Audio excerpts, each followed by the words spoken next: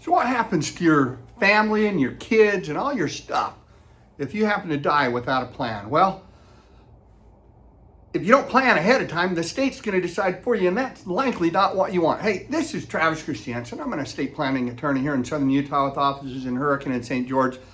And I just kind of want to spend a little bit of time today and break down and explain how we go about doing an estate plan. So, number one is you've got to remember why it's important. Because if you fail to plan, it can take a long time. I've had probate cases go on 2-3 years where people didn't have a plan and they're fighting over things, trying to decide what's there and what isn't there and who's supposed to get what. It destroys families. It costs a ton of money. And there's also, I've had times when people have fought over, a couple of grandmas fighting over who's going to raise the grandkids.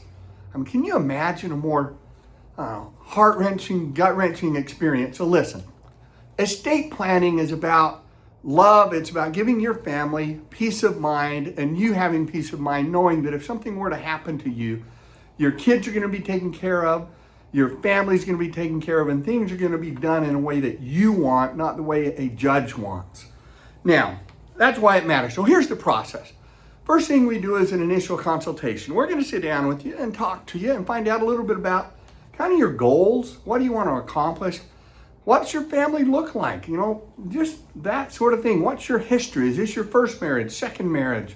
All of those kind of things. We're going to start to formulate a plan. Then the next thing is we need to get an inventory of your assets because the type and quantity and value of your assets makes a difference in what kind of a plan we might recommend. So we need to know what you owe, what you have, whether it's, one house, two houses, a vacation home in Hawaii, whatever you might have, or if you just have an apartment and some kids. We need to know kind of what your picture looks like so we can make a good recommendation. The next step is you've got to make some decisions. And some of these are really hard decisions. You've got to decide who you want to fulfill some key roles. In a good estate plan, you're going to have a trust. You're going to need to pick successor trustees. You're going to have a pour-over will. You may need to pick an executor for that pour-over will if we ever were to need it. You're going to have durable powers of attorney, giving someone the ability to make financial decisions on your behalf if you're not able to. You've got to decide those people. We're going to help you create a healthcare power of attorney, an advance directive. So in that document, you've got to decide who you want to maybe make medical decisions for you if you're not able to. So these are big decisions. And a lot of people really struggle with these. And the thing to remember is you may not want to always pick family ties.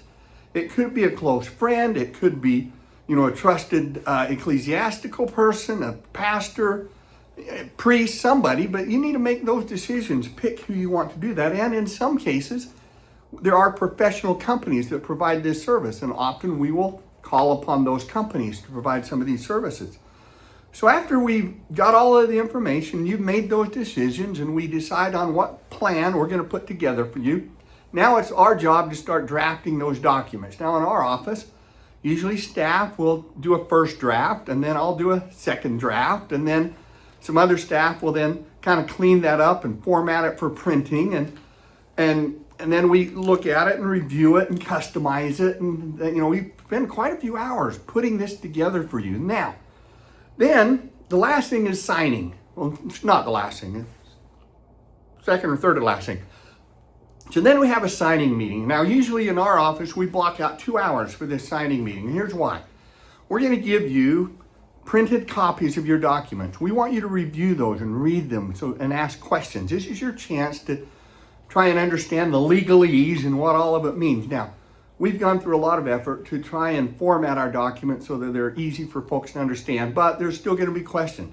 I want you to check names because maybe we've got a typo and we've misspelled a name, and so check those kind of things. So we're going to give you a chance to review and ask questions, and we'll do some final edits. Then finally, we will print those documents on good paper, have you sign them. We have notaries and witnesses, and we get all of that done. So that's signing. And then my office, we're going to make sure if you own a home, we're going to record the deed to your home and make sure it is in the trust or other document you might prepare for that purpose. We're going to get that done. Then, here's the thing to also remember. An estate plan is not set it and forget it. you've got to take the time to review that estate plan. Anytime, at least every 3 to 5 years, or if there is a significant change, a divorce, death in the family, death of maybe somebody you picked as a trustee, maybe somebody develops an addiction problem. Anytime there's just a change, you need to get back and visit with us or another attorney and get that done. So here's the deal. If you haven't got your estate planning done, please call a competent estate planning attorney where you live and get it done. If you're near me in Southern Utah, we would be thrilled to have you choose us and come and let us do that work for you. And we'll try and do it quickly and efficiently. And remember, estate planning really is a great way to express love and concern for your family by making things easier for them as they mourn your loss once you pass away. At least they're not going to have to worry about things. One of my favorite meetings of my whole career is when the kids of someone who I did estate planning for comes in. We're able to verify that the home is in the trust, the bank accounts are in the trust, and they don't have to do anything really except put together one short one-page document to take to the county recorder's office, and now they can move on and take care of mom and dad's assets. So that is how estate planning should work in the end, because otherwise, like I started with, it can be a mess. So please get it done.